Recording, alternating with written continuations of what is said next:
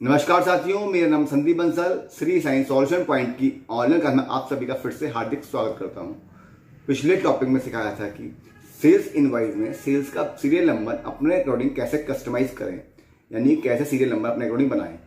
आज के इस टॉपिक से हम स्टार्ट करेंगे कि सेल्स वाउचर में एंट्री करना, कि टैली प्राइम के अंदर सेल्स वाउचर में किस तरह से और कैसे एंट्रियां की जाती हैं। तो चलिए सीखते हैं सेल्स वाउचर में एंट्री करना।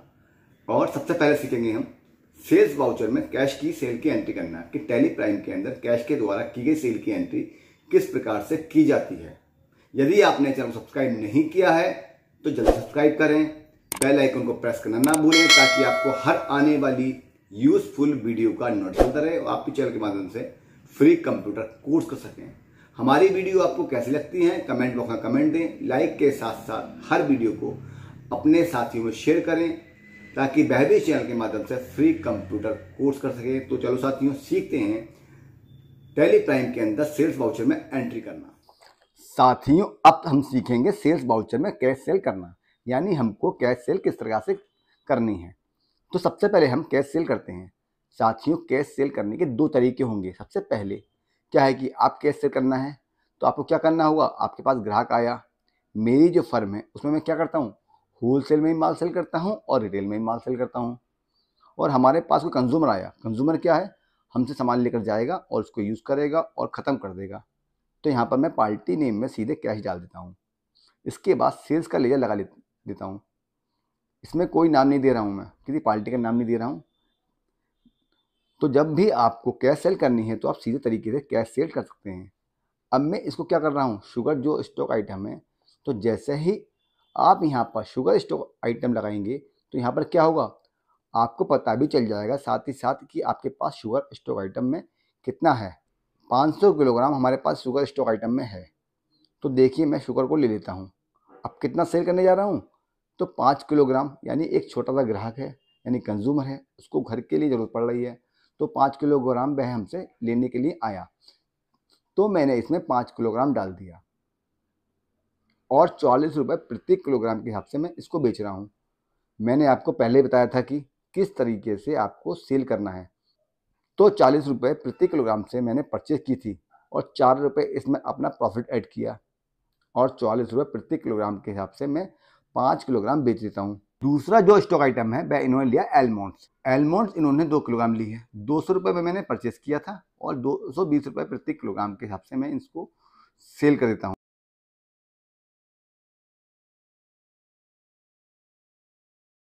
अब इसके बाद तीसरा है ब्रांडेड बासमती राइस।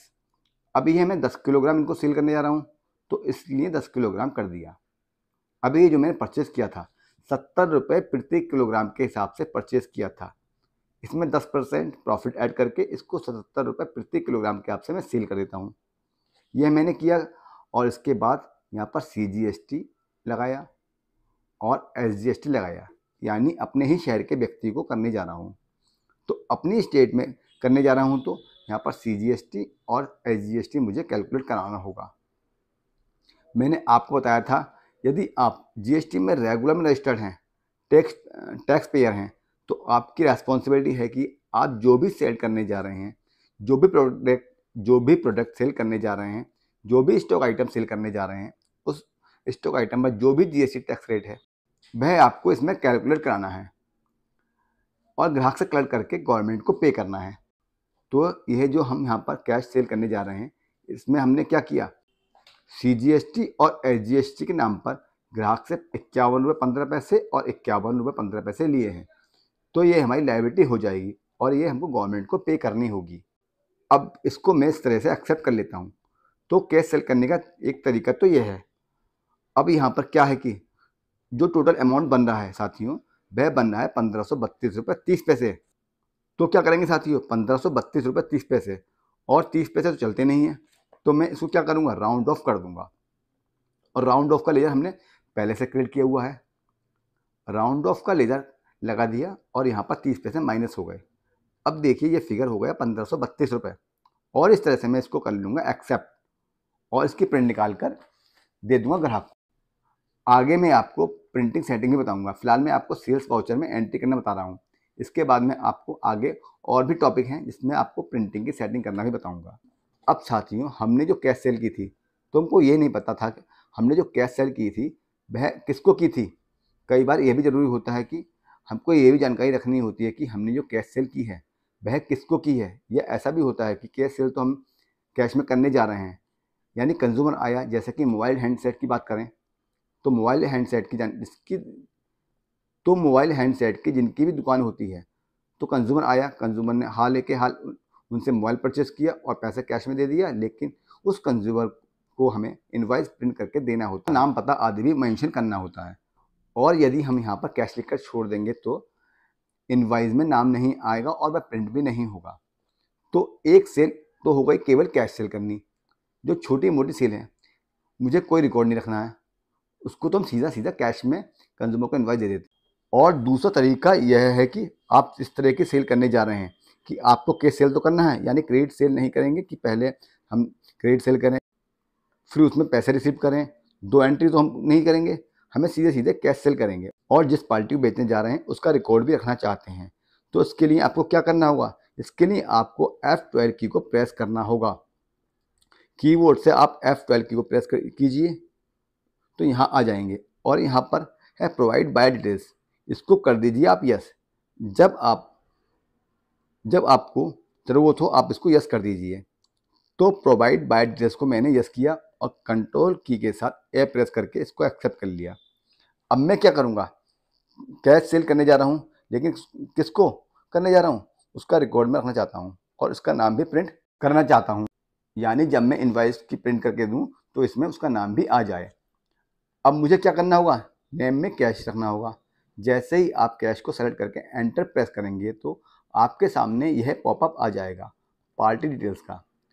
अभी जो मैंने यस कराया था उसकी वजह से यह पॉपअप खुलकर आ गया। अब यहाँ पर क्या है कि वायर में बाय डिफॉल्ट इसमें कैश आएगा, लेकिन मैं क्या करने जा रहा हूँ, राहुल सैनी को यह सेल करने जा रहा हूँ। तो राहुल सैनी मैंने इसमें लिख दिया, यह मैंने इसमें राहुल सैनी कर दिया।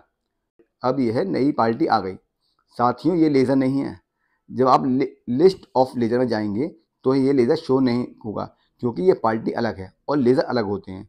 तो राहुल सैनी पार्टी बन गई और यहाँ पर देखिए राहुल सैनी न्यू पार्टी के नाम से आ गया। इनका जो भी एड्रेस है आप यहाँ पर उसका एड्रेस डाल सकते हैं। मान लेते हैं इनका एड्रेस लाइन पर मझोला है, तो मैं डाल देता हूँ यहाँ पर लाइन पर मझोला। इनका एड्रेस डाल दिया मैंने। यहाँ पर इनकी स्टेट है उत्तर प्रदेश, क्योंकि हमारे ही शहर के हैं, तो मैंने यहाँ पर उत्तर प्रदेश डाल दिया। पिन कोड डालना चाहें तो डाल सकते हैं। अब आ गए हम जीएसटी रजिस्ट्रेशन टाइप में। तो जीएसटी रजिस्ट्रेशन टाइप में जो रेगुलर है उसको तो आप इस तरह से सेल करेंगे नहीं, क्योंकि रेगुलर को जब हम सेल करने जाएंगे तो उसका लेजर क्रिएट करेंगे, और जहाँ पर हमने कैश का लेजर लगाया है पार्टी अकाउंट नेम में, वहाँ पर हम उस लेजर को लगाएंगे जिसका हमने क्रिएट किया है। इसी तरीके से कंपोजिशन टैक्सेबल पर्सन जीएसटी में रजिस्टर्ड है, तो इसको भी हम सेल करेंगे तो इसका भी लेजर हम क्रिएट करेंगे। चाहे हम कैश सेल करें तो इसका लेजर क्रिएट करेंगे और लेजर क्रिएट करके यहाँ पर लगाएंगे। केवल 2 तरीके के लोगों को यहाँ पर सेल की जा सकती है, कंज्यूमर या अनरजिस्टर्ड। तो यहाँ पर हम कंज्यूमर को सेल करने जा रहे हैं, तो यहाँ पर जीएसटी रजिस्ट्रेशन टाइप में मैंने कंज्यूमर ले लिया और प्लेस ऑफ सप्लाई यहाँ पर उत्तर प्रदेश ही रहेगा, तो उत्तर प्रदेश मैंने यहाँ पर सेलेक्ट किया। तो इस तरह से साथियों हम इसको एक्सेप्ट कर लेते हैं। अब इससे क्या हुआ कि कैश सेल करने जा रहे हैं, लेकिन रिकॉर्ड भी हमारे पास उपलब्ध रहेगा। अब सेल्स लेजर में सेल्स का लेजर सेलेक्ट कर लेना है। सेल्स का लेजर सेलेक्ट करने के बाद जो भी आप इनको सेल करने जा रहे हैं वह आप यहाँ पर डाल दीजिए। CGST लगाया, SGST लगाया और अपने आप यहाँ पर जो भी स्टॉक आइटम थे उन स्टॉक आइटम पर जो भी मैंने टैक्स रेट सेट कर रखा था वह बाई डिफ़ॉल्ट यहाँ पर सही कैलकुलेट हो गया। मैंने पहले आपको बताया था कि परचेज वाउचर में किस तरह से आप यहाँ पर रिलेटिव रिपोर्ट में जा सकते हैं, और यहाँ से एल्ट के साथ 5 प्रेस करके आप देख सकते हैं कि सारी की सारी कैलकुलेशन हुई हैं या नहीं हुई हैं। तो इस तरह साथियों आपको दूसरी तरह की जो कैश सेल है वह कर सकते हैं। अब साथियों मैंने क्या किया, कैश सेल कर ली। कैसी कैश सेल, केवल कैश सेल किसी का कोई मैंने रिकॉर्ड नहीं रखा, और दूसरी कैश सेल कि उसमें मैंने रिकॉर्ड भी रख लिया और मैं उस रिपोर्ट को प्रिंट भी कर पाऊँगा। तो 2 तरह की सेल हो गई।